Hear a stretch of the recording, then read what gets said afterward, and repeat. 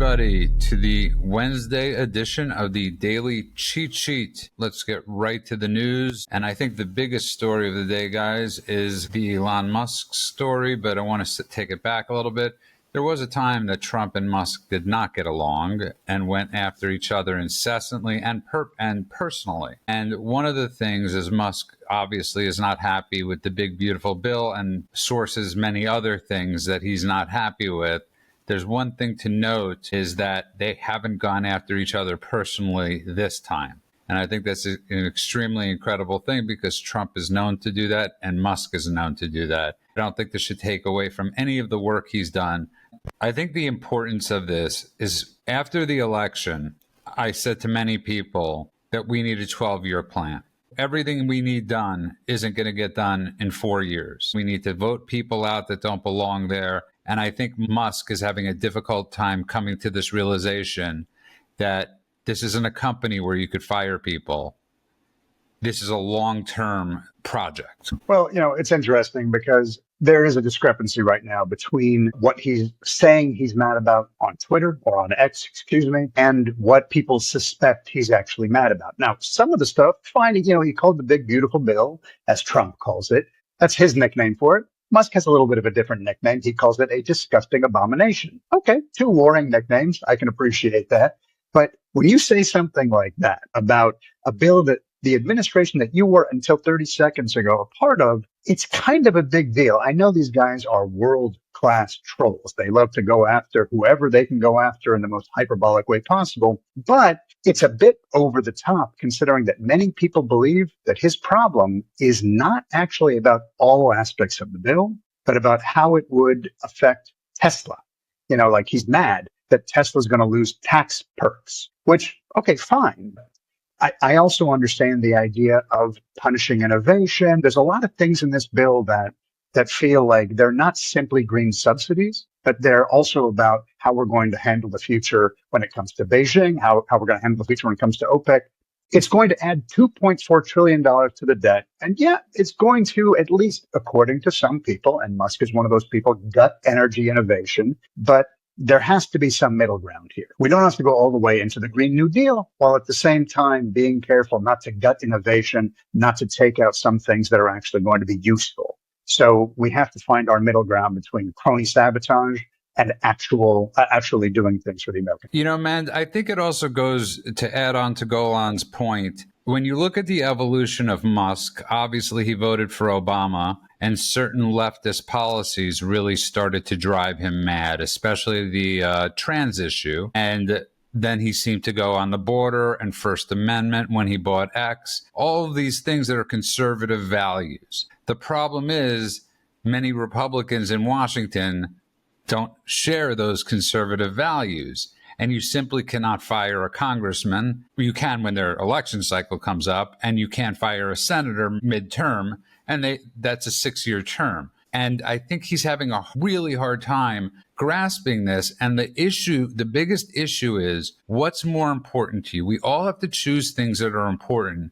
And I choose my First Amendment rights, my Second Amendment rights, and the future of our children, of your children especially. And I don't think Musk is looking at the bigger picture, that this is a marathon, not a sprint. I think a couple of things could be right at the same time. So one is, I think Musk rightfully says that there are parts of this bill that does not help the Americans. It's going to add some more to our national debt or not take away enough. And also, it might be true that he's feeling affected by the impact it'll have on Tesla. Both things could be right at the same time. The way I'm looking at this is that you don't let perfect get in the way of good enough. The main thing that I take from this entire thing is that for as long as we can remember, ABC, CBS, CNN, they've all been coming out with fake stories about Musk and Trump having a rift. From the day he got in there, it was story after story. Trump's getting sick of having Musk around, all that stuff. While Musk did come out and make some statements that are calling this thing an abomination,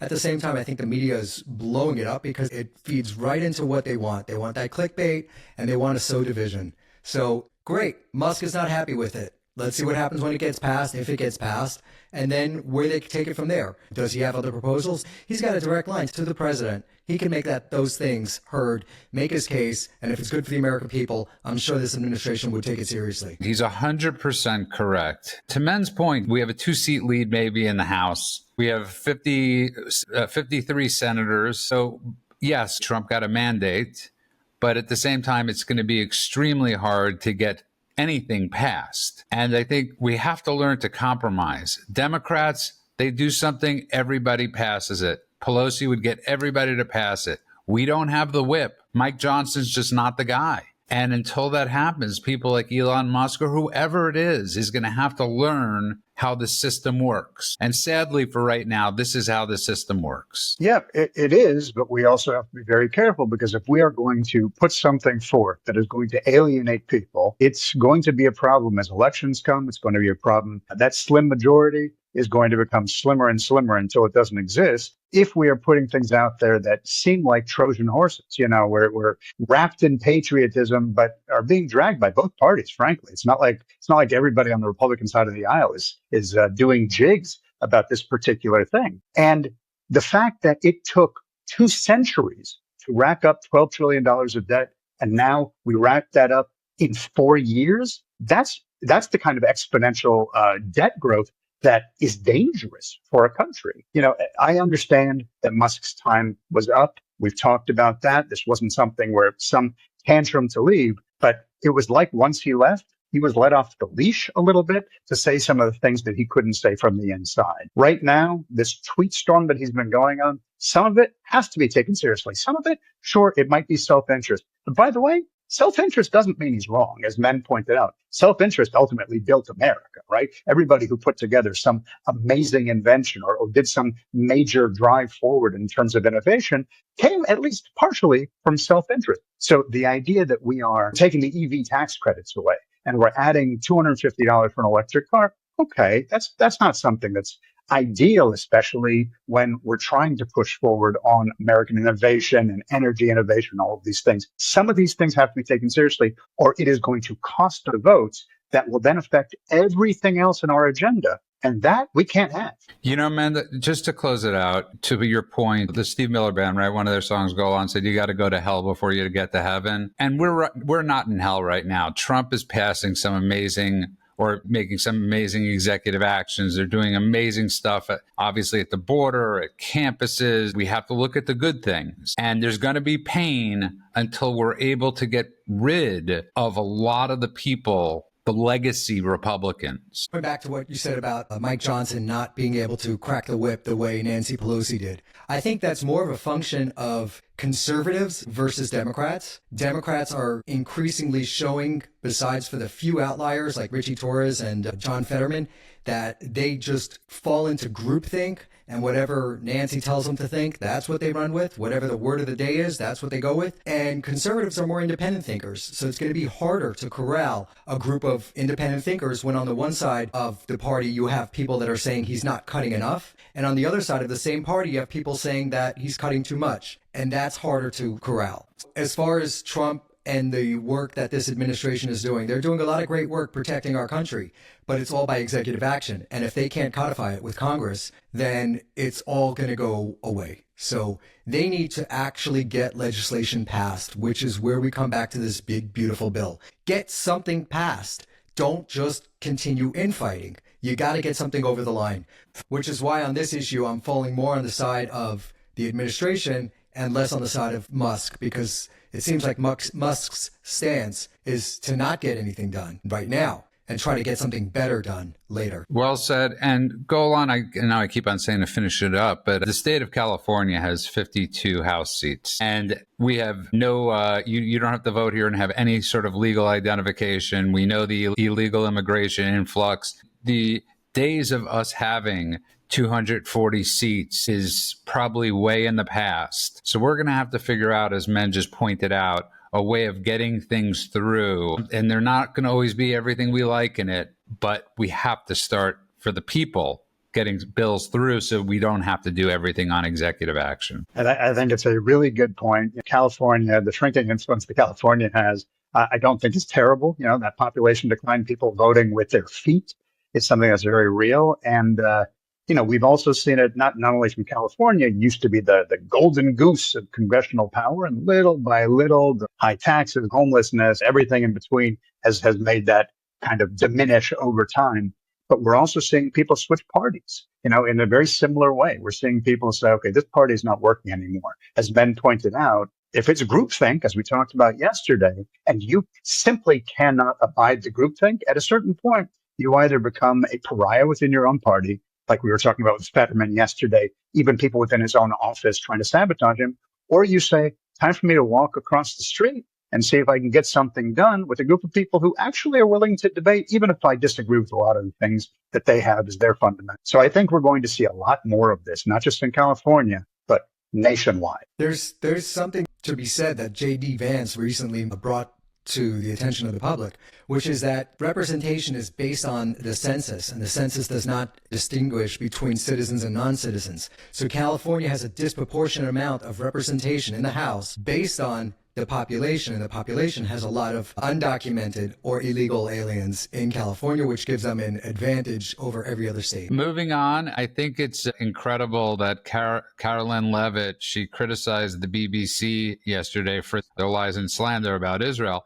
But I also want to make it, I think it's a point that nobody has brought up, as we've brought to the attention of people how Hamas is constantly lying about the numbers. The numbers since the Boulder fire assault happened on Sunday has now hit 15. Well, look, there's actually a good reason for it. When it first happened, they thought 8 people had been injured. The reason why they continue to increase the number is they're encouraging people to come forward and say, if you were injured, but you felt like you were okay enough to walk away, they still want you to come forward. They still want you to say something, which is why the number is climbing to 15. It actually is not nefarious. It actually is important because it affects how the accused, in this case, the person that we all saw do it, but of course, allegedly, as we're legally required to say, is going to be sentenced. It's going to affect his sentencing. He's been charged with 2 counts of attempted murder, and for each of the initial 8 victims, that means 16 counts of attempted murder. That will continue to increase the more people come forward because they want to make sure that it is comprehensive for that specific purpose. But again, going back to my point, Mend,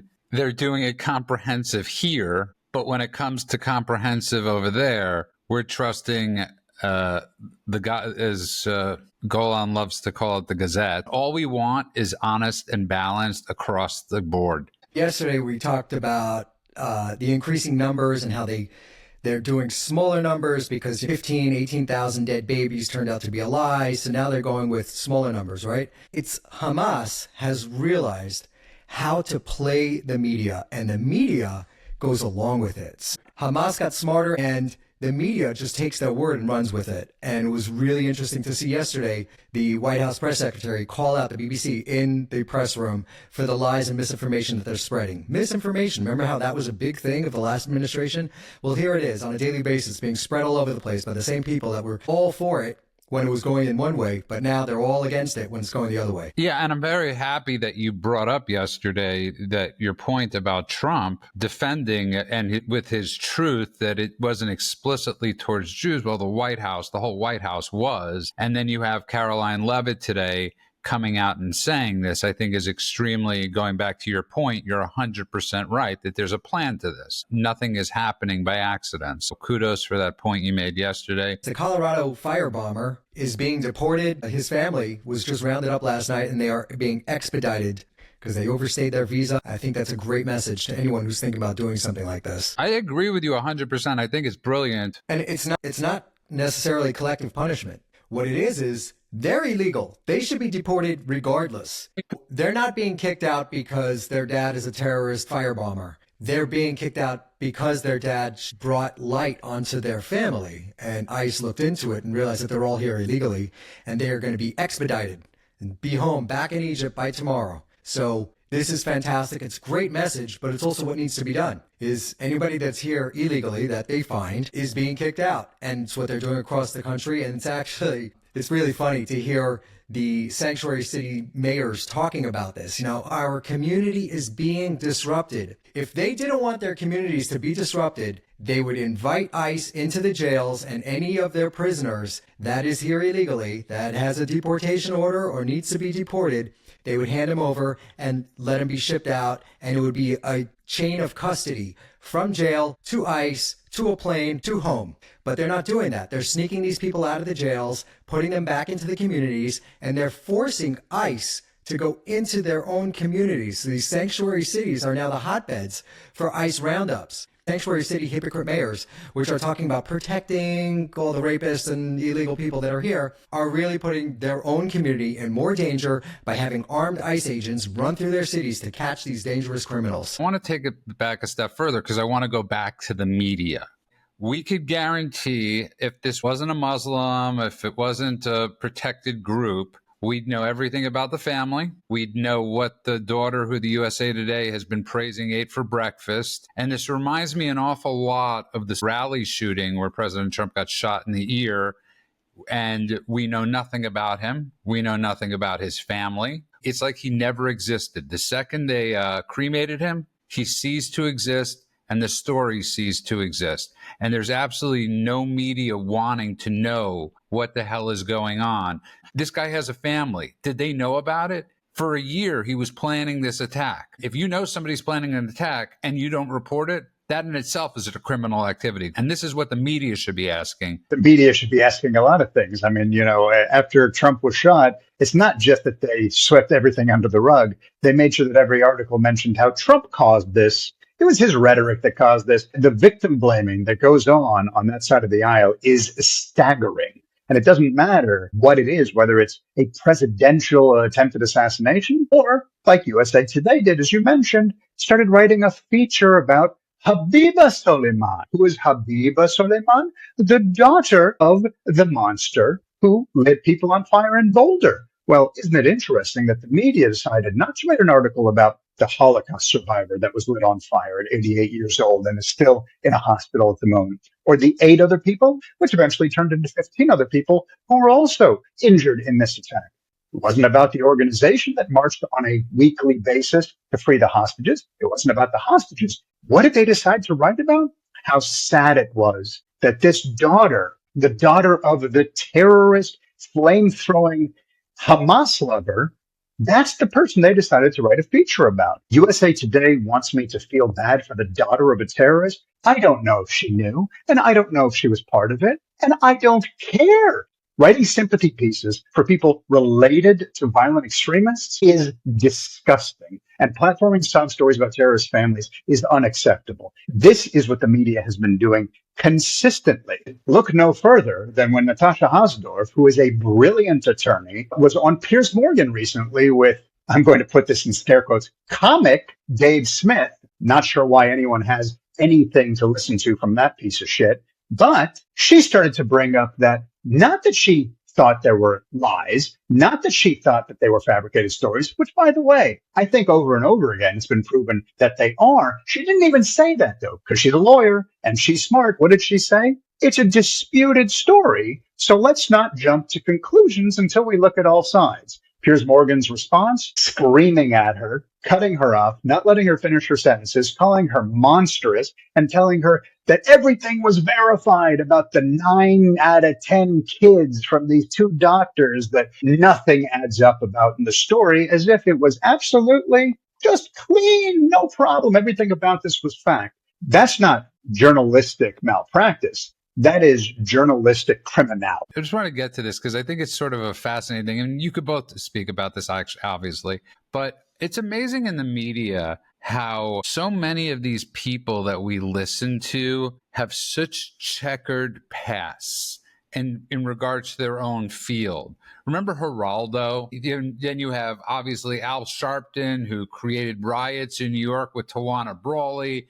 You have Piers Morgan, who pretty much got kicked out of this country off of CNN because of his Second Amendment views, and nobody was watching him, and he recreated himself. We're watching media people recreate their horrifically distorted careers where they've lied so much, and it begs the question, Why the hell and how the hell are they still on the airwaves? Part of it is us. We're partly to blame because we keep on talking about these people. We should be ignoring them. They should be ignored. They should be shunned. You should not go on their shows. Natasha should not have gone on his show. She's a brilliant attorney, and she went up against a clown, Dave Smith. That guy also should not be talked about. Absolutely agree. Yeah, that I got to tell you, that's your fantastic point of the day. You could leave the show and let Golan and I do the rest. I've said that for a while, but not in the way he did. He said it really brilliantly. Why would Republicans go on CNN? By the way, I absolutely agree with you, man.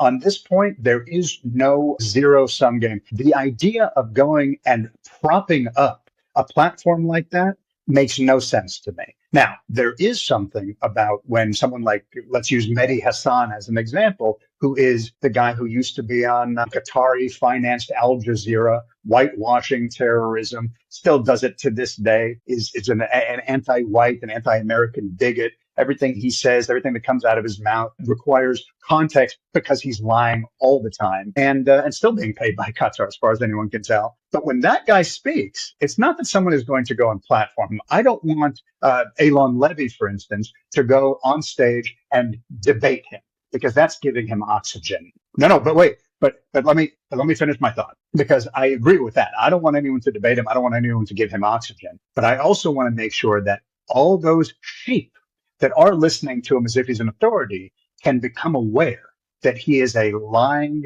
duplicitous garbage dump of misinformation. So we don't have to go and give him oxygen, but we can also make sure that everybody knows how full of shit he is. You're 100% correct. And here's the problem. We have a lot of influencers out there that have gotten into this game to make money. The problem is you're never going to be able to get these people to not go on those shows because that builds their Instagram following, that builds their influence. I can't stand Tucker, but I beg everybody to watch when Piers Morgan was on Tucker. Tucker absolutely annihilate Piers Morgan as he totally destroyed Morgan's hero, Winston Churchill, who's heroic, by the way. But Pierce couldn't eloquently debate the merits of it. I think so. I mean, if you want to mention Hello Fool, since you do mention him quite often, he refused to go on Pierce for this very reason. And then when he criticized Pierce about this topic, Pierce blocked him. What happened to that? Hold on. There is one thing, is that the point that Natasha was making that Pierce tore into her about was the fact that there are no journalists allowed into Gaza. And the reason that there are no journalists allowed into Gaza, it's a calculus on the Israeli government's part. And one is they just don't want to blow up journalists. It's a war zone. It happens to be the only war zone in the world where the refugees are not allowed to leave. It's the only one in the entire planet where the world body isn't coming and saying, hey, let's get these innocent civilians out of the way because there's a war raging there. These guys are locked in by Egypt and all sides. The point that she was making about not allowing journalists in, one is for their own safety, but the main reason is because what Israel has seen time and time again, whenever they're in a war with these people, the terrorist organization threatens the journalists and then they start reporting bullshit. And the last thing Israel needs is more bullshit coming out of CNN, MSNBC, ABC, and NBC. They don't need it. They would rather have a complete media blackout and just get the job done with. And by that, I mean kill Hamas and rescue their hostages, than have some media outlets putting out bullshit because they're being coerced by the terrorist organization that runs that enclave. It's extremely important to point out. For 4 years, I've done this. I've written about this on the World according to Ben Stein. I've been writing about this for 10 years, or at least 20 years. I know we're discussing this about Israel, but this has to do with every time a conservative gets into power, no matter where they are, whether it's Trump now or in a different country, they're constantly having to fight these fake media attacks. And if you don't give them the air, they're essentially at that point just debating themselves, and that would be it would be sort of fascinating to watch just two fanatics like Farrakhan and Sharpton just going at screaming at each other. Fine, go for it. I agree, and I think that there is an amazing clip. If you get a chance, go October 2023. Poilievre in Canada is being berated and he's being peppered with questions by the media. He was the leader of the Canadian Conservative Party, and they're just yelling questions at him, and he's eating an apple. He's just calmly eating an apple as he just either decides, I'm not going to answer that stupid question, or he turns the whole thing around on the journalist. It is unbelievable. And it became a viral moment. But I think this is what everybody has to do. They have to basically say, like, how do you like them apples? And just put it in everybody's face. Just watch Sky News interviewing David Mercer, who's a spokesperson for the Israeli government. And everything that he said was not coming from an angle of, I'm trying to get to the truth. It was coming from an angle of, I'm going to use the propaganda that Hamas has passed down to me to try and linguistically trap you into saying something that I can use as a soundbite later. This is what everybody wants. And the more oxygen we give them, the more they're going to do it. It's time to say no, just like, and we see this all the time, when people are getting canceled, the minute they apologize and go through their apology tour, they're dead. But the people who say, you know what? I'm not sorry. I don't apologize for anything that I've said, and I'm not giving you the time of day. Somehow they stick around. I think we all have to learn that lesson. Time to stop being spineless when it comes to all of this, both civilians and politicians. Trump is going to be gone eventually. And sadly, so many have not learned his lesson. You can fight back. You can fight fire with fire. But the fact that nobody else has the courage to do it is insane. And I'll take it a step further. This is something I think even Elon Musk learned from Trump. You know, for Elon, I wouldn't even say it's the Trump train. He got on American First train. Kudos to him for doing that. And yeah, the Trump administration is coming out swinging. We mentioned it earlier. They called out by name the news outlets that ran fake stories yesterday in the White House briefing room. That's what needs to be done. You get out there, you expose them, and then make them answer for their actions. Well said, both of you. And I want to get to two more stories, just because one of them I love and one of them is absolutely frightening as F-U-C-K. And this is the story that men sent to us this morning, which was two Chinese nationals are charged with smuggling potential agro-terrorism fungus into the United States, the DOJ. Men, this is a frightening story. And this is just two Chinese nationalists we caught. 21 million people came across that border, and we just caught two. How many more are there? You know, I would like to first off apologize because I used the number 21 million yesterday and the day before as well. We don't know how many people came across the border. There are estimates. They think that there's millions of gotaways. They have no clue because for the last 4 years under the previous administration, it was open borders. So we have no idea who came in. And according to some CIA experts, you have some very dangerous people that are here. There are between 1,000 and 2,000 highly trained mercenaries from countries like Iran and ISIS and the Taliban. So you have obviously China too. Don't forget China.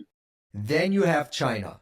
And China is not ideologically driven, are competing with us for global resources, and they know that they are going to take Taiwan. It's a matter of time. Taiwanese are very ill prepared. Our strategy with Taiwan is to make it like a porcupine so that they know that China is going to get it, but it's going to cost them a lot. I don't think we've made it porcupine-y enough, and the Taiwanese themselves are not taking it seriously enough. They don't conscript their people at 18. It's the same problems that Ukraine is having, Taiwan is going to have if they get into a skirmish with China, but it's going to be a lot worse, a lot worse. Now, what are the Chinese doing? As they build up for that, they snuck tons of secret agents in here, and they are setting up near our army bases, next to our dams and our agriculture sites. And if they need to, they are going to mess things up here in a big way. Just to give you a little idea of how seriously I take it, we have a getaway place. We have a place in the middle of nowhere that we can go to, and I encourage every American to have a plan like that, where you have a place that you can go to, and we have it stocked with supplies, and we keep supplies here in our home as well, and not just food. I'm talking about medical supplies, chest bandage kits, tourniquets, all of that stuff. Because when something like that does happen, you're not going to be able to rely on your local law enforcement. A police department will fall apart within minutes with a coordinated terrorist attack. Most of these guys that have been recruited to the departments over the last, say, 4 years are very ill-equipped. And our standards for policing has gone way down. I have a friend who's a SWAT team instructor, and they did drills after that Uvalde, Texas school was taken over by a shooter, and the cops stood outside for over an hour as the guy was just executing little children. And he did drills the next day here in California with the local police departments, and these guys did not know what they were doing. This is him telling me. He did it to see how prepared his teams were, not necessarily his team, his SWAT team, but he goes into local police departments and trains those guys, and he said, ill prepared. He was telling me, you better have a backup plan, because do not rely on your local police department. And Americans need to wake up to that. I know our administration is taking it pretty seriously. They are going after a lot of these guys and trying to deport them. Not fast enough, not urgently enough. And I know they're trying not to panic the public, but this is panic time. You need to have a plan. Everybody should have a plan. You know, I want to jump off of the panic thing, because one thing we haven't talked about is, what does this do? What is this fungus that they snuck in? I think it's important. So there is a thing in the military, and they say if you can't take out your enemy militarily, you want to attack their food supply, you want to attack their water supply. That's precisely what this was. This was a biological pathogen that was designed specifically to destroy crops. Which crops? Wheat, rice, and corn, and also was going to release toxins that would be harmful to animals. Okay? We're talking about livestock, we're talking about chickens, and humans on top of everything else. It snuck into the country under the guise of research. Through a researcher, it went from the Chinese government directly into a university laboratory. By the way, I won't even get into the fact that that particular university laboratory was not designed with those biological security protocols anyway. So even if this had been okay, it would have been going to a lab that it wasn't equipped to deal with. But clearly, this wasn't designed to be something that was actually studied and researched. This was designed not as research, but as a food supply threat vector. That's the thing we really have to worry about, because to Men's point, if the military is at war, okay, we all can go into shelters. We can all gather together in some large structure and hope that the police and the military are going to help us. If the food supply or the water supply goes down, you're going to see chaos. It's going to look like Mad Max in the streets. And if you're not prepared for that, and I'm not trying to scare everybody, I love that Mend has a getaway place. I happen to have one myself, and I'm not even in the United States, because you said the US. I think it's worldwide we have to worry about this stuff. But I think that if you are not prepared for that, you are going to have a very bad day. Well said, both of you. And I think to go on to your point, and both of your points, there's a lot of cases. I don't think we ever figured out who did the Olympic bombing. There's so many things that we don't know who the actual culprits were, and that's on our own soil. That's our best resources with the FBI. So to Men's point, it's not enough. The FBI pretty much only has 17,000 or 18,000 field agents. That is not enough to protect us. And I think that's extremely important. And Golan, you weren't here at the time, but Men, you brought up about freaking out and having a place to go. Remember when we were rationing toilet paper in this country, how quickly we forget that 4 years ago in our country, you couldn't get toilet paper. Europe, all we had over here were bidets, no problem. The reason Men's point is so brilliant is how easily people forget what just happened 4 years ago. What people don't realize is how fragile a civil society is. If the cops are either scared or bogged down with something, and then people start looting stores, it takes a really short amount of time for this to descend into total chaos, where the strong survive, the ones with guns survive, and the ones without are done. Let's move on to the last topic of the day. And I'm not laughing because it's funny. I'm laughing because it's frightening. Greta Thunberg is on a boat headed towards Gaza, and Israel is not going to allow her into Gaza or anywhere near Gaza. But it's supposedly they're bringing aid. And they have a picture of the boat, and it's a small boat with the ability to carry maybe food for both of your families for the next 3 months. Not 2 million people. I'm happy Israel. Part of me wants Israel to let her go into Gaza. That's got, honestly, that I would, and I know Men, you probably share the same sentiments on that. I would love it if they let her in. She should be there. They should take away her phones and let her that little fatso will find out really quick what it's like to live with those people. That little man-child. I don't know why they're not letting her in. They should. I'm going to push back on you, Men. There's a reason why. Because I think we make a mistake. And we forget that our enemy is not stupid, right? They are monsters, but they're not stupid. And I've seen tweets now from other people. Elon Leavitt put out a tweet. I wish Palestine would join Eurovision. Then they could host it in Gaza. The inference being it's mostly gay people. They'll all get thrown off the roofs. Or looking at this, the autistic chick and the kafia going on her little boat ride. You know, the idea of letting her in because she'll be torn apart or something like that. The optics will not work in our favor. These people know that the cameras are on them, and Well, they then know they that should this sink the is boat. a photo op Just sink opportunity. it, let her swim. She could use the exercise. You see, goal on this 2 days in a row, you're going to have me disagreeing with you. We had a 4 or 5 day stretch. But to Men's point, I want to just so people here understand it. Remember when you had PETA was throwing paint on everybody that was wearing fur or whatever group was doing it? And somebody had pointed out at the time, you ever notice they don't do it at the BET Awards? Okay. And they're not walking up to rappers and throwing paint on them. They're walking up to people that they know aren't going to punch back when they do that. So I'm not against the idea. I've always wanted to start a program called Protesters Without Borders. We'll send you over there to protest. It's on us. It's on the House, and have a field day at protesting. I want to say one thing about it. There's a concept called staging a Potemkin welcome. Like as in the battleship Potemkin. That's where you smile for the camera, you make everything look good. If a bunch of LGBT activists show up, you give them hugs, you make them feel good. It's for the cameras. They do that if they, for instance, this flotilla shows up and they embrace it with open arms. It's not because they've embraced tolerance, but they know how to play to Western guilt. The thing is, you can disagree with me, but go right now and look at social media and see how much of the shocking bullshit people are swallowing on a daily basis. Look at two groups with all of the misinformation and propaganda that's online. We still have history. We still have brains. So how can you look at two groups? One group has murdered people, has taken hostages, has hijacked planes, has blown up buildings, has one thing after another, has colonized throughout the entire existence of their people and raped and pillaged and everything else. The other group has never done that ever. So even if you think they're doing it this one time, maybe the benefit of the doubt of the scale should make you at least question it a little bit. The thing that is crazy here is that people say, it's very clear to me who the bad guy is. These people who have been doing all of the most evil shit for decades and decades and decades are the good guys. And these people who notoriously have never done anything evil, except for individualized people, obviously, but I mean, as a group, these are the bad guys. The fact that they can look at that means that propaganda works, and Hamas, as we talked about yesterday, knows how to play that propaganda better than anybody.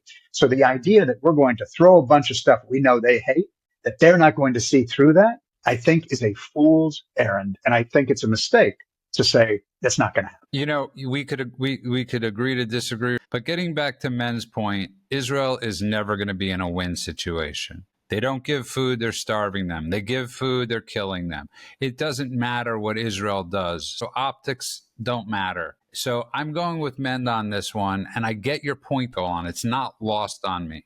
But when you're in a no-win situation, all hands on deck, and you go straight for the kill.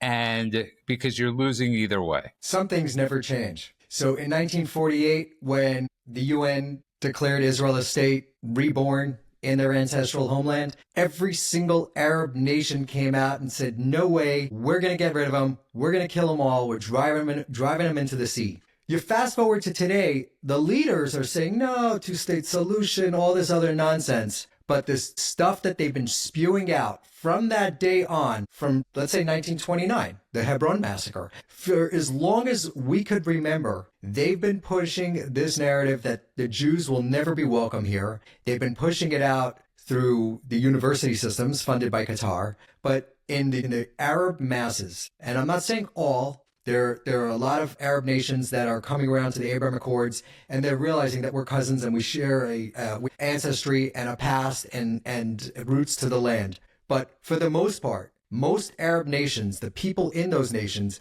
believe that Israel has no right to exist. And these ideas that you're seeing online, published in social media by the masses, as well as the kids from our own country, believing that stuff is because it's been pushed by the other side for so long. It's just a deep-seated hatred that really got masked by this two-state solution narrative, which is completely fabricated and made up. There is a two-state solution, and that other state is Jordan. Jordan has over 70% of the mandate of Palestine, and that is their state. They can go there, they can try to attack as they have done in the past, and they will get their asses kicked, and they may even lose some more land. Mend, you are right. You're right. I don't disagree with you that misinformation has been pumped time and time and time again by the other side, and it's become part of the fabric of the lie, right? But I would believe that if that was the only situation, if I didn't see with my own eyes otherwise rational people listen to the hostages being released or watch the hostages being released, thanking their captors on stage, kissing their captors on the head, holding up their gift bags, and then repeating the psychotic lie that I can't believe anyone believes that, you see, they weren't treated so badly. They were thanking their captors after all. I'm not just talking about useful idiots and people who are already in the tank. I'm talking about, I saw people who have brain pans that work, that were educated well, that knew me for years, that never came at it from this angle, that saw that, and the propaganda was enough. And the real PR risk in a situation like this is that Hamas treats the LGBTQ or the weird girl or whoever it is better on camera than they treat their own people in real life. And for some, that's enough to rewrite the narrative, and it scares the hell out of me. Now, I was just going to say what I love, how you both describe the girl. You're more on the politically correct side and is all out. But yes, finish up on the poll. As for that poll, can you blame them? I mean, there's not much to say here. The idea that the Israelis no longer want a two-state solution, there's only so many times you can have your family raped and pillaged and murdered and kidnapped and tortured until you finally say, you know what? I don't think we're going to successfully have a peace process here.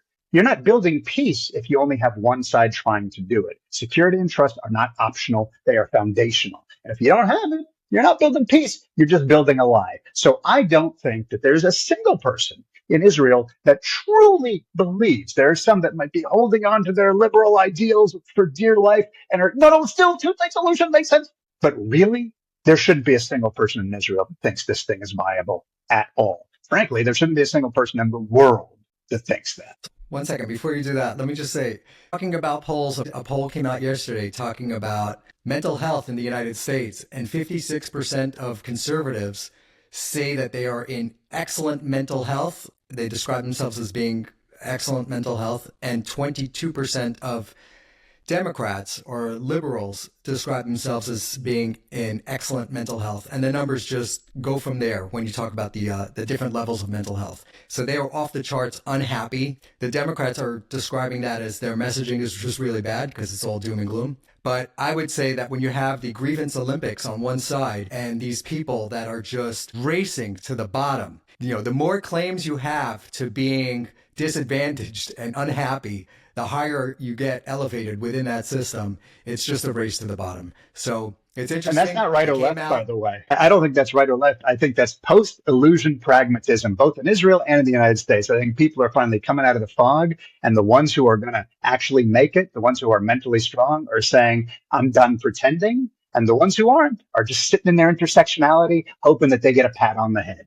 Dana White came out and he said that if you raise your kids to be resilient, meaning, not grievance oriented, kids that exercise, they eat right, they study, they do the hard work, make them do chores, they will do circles around their peers, because these kids that the country is raising today are going to be completely incapable of doing anything. So you don't even have to be exceptional in the coming years to do exceptional things, competing against these people. And I want to remind you of one of my favorite polls, which is conservatives are better in bed, but I still can't get a date. And that's extremely a telling poll about living in this, the city of Los Angeles. I just had to share with you my personal hell of dating in Los Angeles. And on that note, I want to thank everybody that's been downloading the show and remind people you could find us on Apple, Spotify, YouTube. Please subscribe. You could also find us on Substack at The Daily Cheat Sheet, Instagram, The Daily Cheat Sheet. Mend, where do you find us on Twitter? X, it's TD Cheat Sheet, The Daily Cheat Sheet, TD Cheat Sheet. On that note, have a great morning, afternoon, and night wherever you are.